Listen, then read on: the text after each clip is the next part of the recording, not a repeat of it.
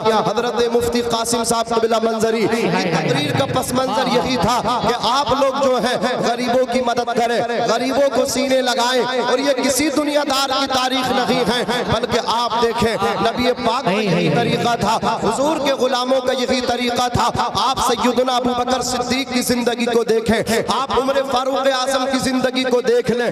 وہ ابو بکر صدیق نبی پاک کے دنیا سے پردہ کر جانے کے بعد مسلمانوں کے خلیفہ بنے، امیر المومنین ہیں، وہ ایمان والوں کے امیر ہیں۔ ایمان والے ابو بکر سے محبت کرتے ہیں، وہ بے ایمان کے ہے ہی نہیں تو بے ایمان ان سے کیا محبت کرے گا۔ اللہ اکبر کبیرہ۔ ابو بکر کی زندگی دیکھیں، حضرت عمر فاروق اعظم کی زندگی دیکھیں۔ بہرحال میں عرض کر رہا ہوں، اللہ تعالیٰ نے فرمایا عورتیں آدمیوں کا لباس ہیں اور آدمی اپنی عورتوں کے لباس ہیں، بیویوں کے لباس ہیں۔ لباس کا کام یہ ہے جسم کے اوپر عیب ہو، داغ دھبے پھوڑے ہو، آپ جسم پہ اب اس لباس کو زیب تن کر لیجئے، آپ کے جسم کی حفاظت ہو جائے گی، آپ کے عیوب کی حفاظت ہو جائے گی، آپ کے داغ دھبوں کی حفاظت ہو جائے گی۔ اگر بیوی کے اندر کوئی خرابی ہے، آپ مرد ہیں، آپ اس کے لیے لباس ہیں، قسم خدا کی اس کے عیبوں کو چھپا لو، ایک دن اللہ اس کے دل میں شوہر کی محبت ڈال دے گا۔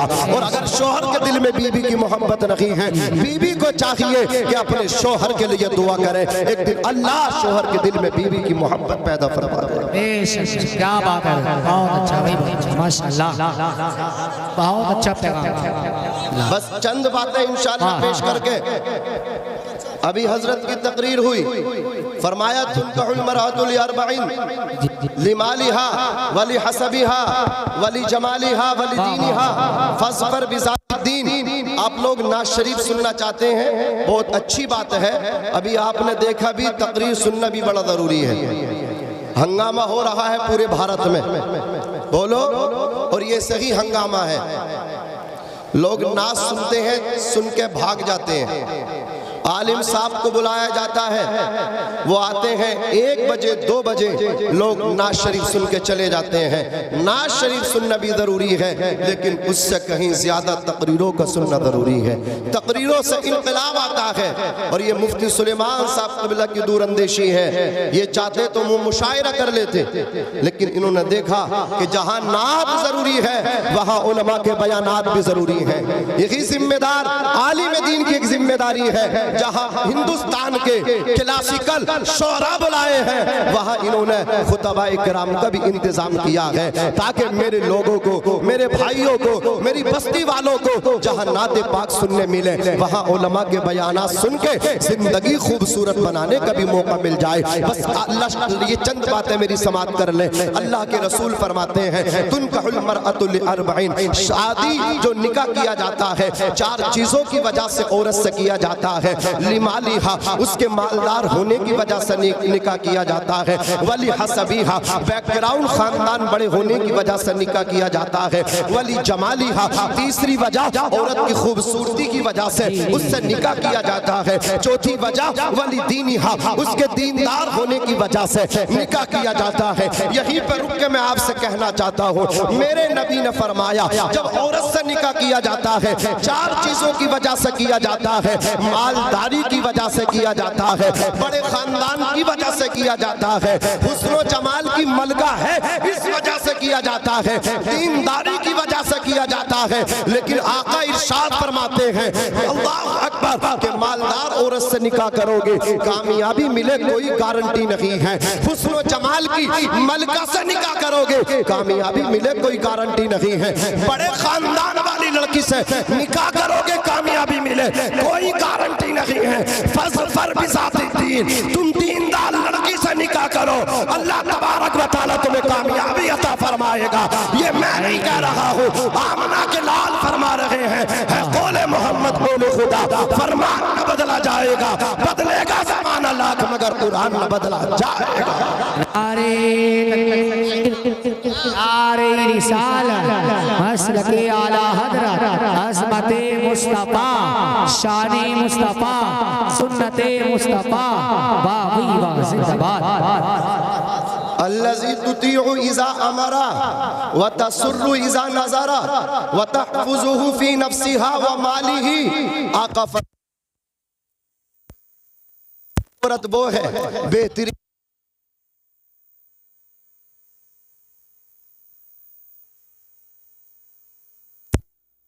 جب اس کا خاوند جب اس کا شوہر اپنی بیوی کو دیکھے تو اپنے شوہر کو خوش کر دے وَتَحْفُظُهُ فِي نَفْسِهَا وَمَالِهِ شوہر گھر پہ نہ ہو اس کی عدم موجودگی میں اپنے نفس کی بھی حفاظت کرے اپنی عزت کی بھی حفاظت کرے اور اپنے شوہر کے گھر کی بھی حفاظت کرے یہ اچھی عورت ہے ایسی عورت سے نکاح کرو بس باپ کو ختم کر لو میرے آقا علیہ السلام کے پیارے دیوانوں میرے مصطفیٰ جان رحمت کا وہ نور ہے جس کو ملا چمکا دیا میرے آقا کا نور عبد مناف کو ملا عبد مناف کے 4 بیٹے تھے ایک کا نام عبد شمس ایک کا نام مطلب ایک کا نام نوفل ایک کا نام عمر یہ عمر ہاشم سے مشہور ہوئے ہاشم نام پڑھنے کی وجہ یہ تھی مکے میں قحط پڑ گیا ایک ایک دانے کے لیے گندم کے لیے اہل مکہ پریشان تھے حضرت ہاشم کا ملک شام سے قافلہ گندم کا آیا حضرات تجار آ گئے کہا ہاشم بیچ دو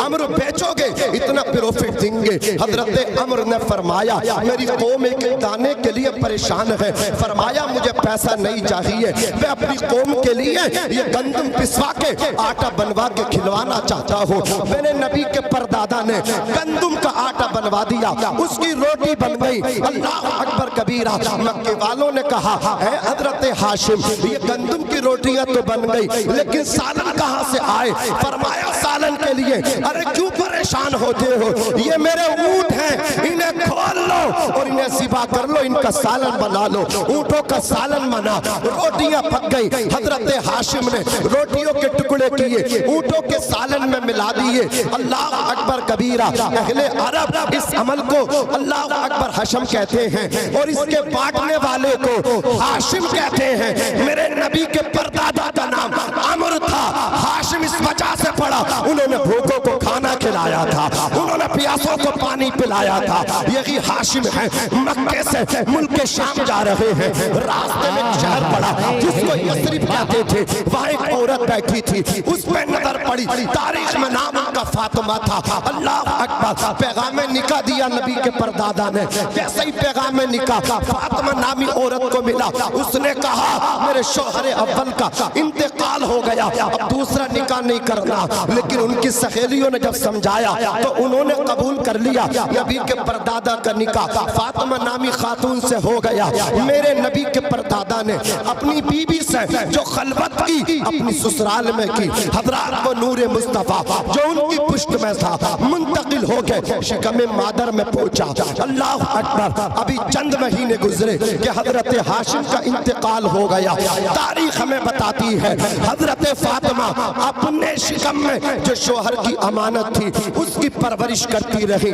آخرکار وہ ساعت پربہار آئی نبی کے پردادا کی امانت قسم خدا کی نبی کے دادا کے پیکر میں یثرب کی سرزمین پر تشریف لائی جب بچہ پیدا ہوا یثرب والوں نے مبارکباد دی لیکن بچے کے سر کے بال کالے نہیں سفید تھے عرب والے سفید بال والوں کو شیبہ کہتے تھے یثرب والے بولے فاطمہ تیرا بیٹا بہت خوبصورت ہے ہاذا شیبہ لیکن بوڑھا پیدا ہوا ہے بزرگ پیدا ہوا ہے شیبہ پروان چڑھتے رہے 10 سال کی عمر ہو گئی دوست بولے شیبہ ماں کے پاس رہتے ہو آؤ جنگل شکار کھیلنے چلتے ہیں دوستوں کے ساتھ جنگل پہنچے نبی کے دادا ہیں پردادا کے بیٹے ہیں جیسے ہی جنگل پہنچے دوستوں نے تیر پھینکے تیر خطا کر گئے جب باری آئی نبی کے دادا کی کمان سے تیر مارا تیر ہوا فضا کا سینہ چاک کرتا ہوا نشانے پہ جا کر کے لگا دوست بولے شیبہ کہاں ٹریننگ لے کے آئے ہو کہاں سیکھ کے آئے ہو ہمارے تیر تو اللہ اکبر کبیرہ خطا کر گئے تمہارا تیر نشانے پہ جا کر کے لگا ہے اتنا سننا تھا نبی کے دادا نے کہا تھا میں کہیں سیکھ کے نہیں آیا ہوں تمہارے تیر خطا کر گئے میرا جو نشانے پہ لگا ہے کمال میرا نہیں ہے قسم خدا کی میری پیشانی میں آخری نبی کا نور ہے نور مصطفیٰ کی برکت سے میرا تیر نشانے پہ جا کر کے لگا ہے فانوس بن کے جس کی حفاظت ہوا کرے وہ شمع کیا بجھے کسے روشن خدا کرے امام اہل سنت فرماتے ہیں مٹ گئے مٹتے مٹ جائیں گے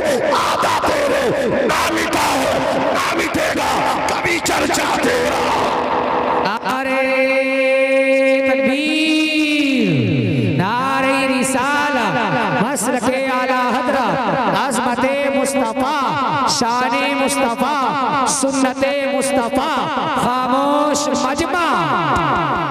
अल्लाह सलामत रखे। अल्लाह ने मुफ्ती साहब को भाई भी दिए हैं तो लाजवाब। अगर मुफ्ती साहब घर पे ना हो और इनके दोस्त आ जाएं तो कोई मायूस हो के नहीं जाएगा। अल्लाह बरकत दे अरमान भाई की उम्र में, अल्लाह कामयाबी दे, इनको सलामत रखे, तमाम भाइयों को बकरामत रखे। आज इनके भाई, इनके दोस्त, गांव वाले यहाँ खुश हो रहे हैं। मुबारक हो मुफ्ती साहब, आपके वालिद माजिद अपनी कब्र में मचल रहे हैं। सुभान अल्लाह। ऐसे बेटे छोड़ के जाओ, तुम छोड़ के जाओगे नालायक, वो डीजे पे नाचेंगे रीचो और भालुओं की तरह, बाप को कब्र में तकलीफ होगी। बेटे छोड़ के जाओ, इस तरह जलसा होगा, नात खां नबी की नात पढ़ेंगे, मचलेंगे सुन्नी यहाँ, सवाब बाप को कब्र में मिलेगा। सुभान अल्लाह। बस बात को खत्म कर रहा हूँ। अज़ीज़ाने मिल्लत इस्लामिया, ये शैबा, इनका नाम सुन लो, पैदा हुए तो शैबा पड़ गया। अब ये पहुंच गए, इनके चच्चा लेने इन्हें मक्के से यसरिब लेकर जब आ रहे थे, भतीजा पीछे बैठा था, चचा आगे बैठे थे। मक्के वाले मुतारफ न थे, पहली मर्तबा देखा था, बोले हाजा अब्दुल मुत्तलिब। सुभान अल्लाह। अब ये अब्दुल मुत्तलिब का गुलाम है, कितना खूबसूरत है।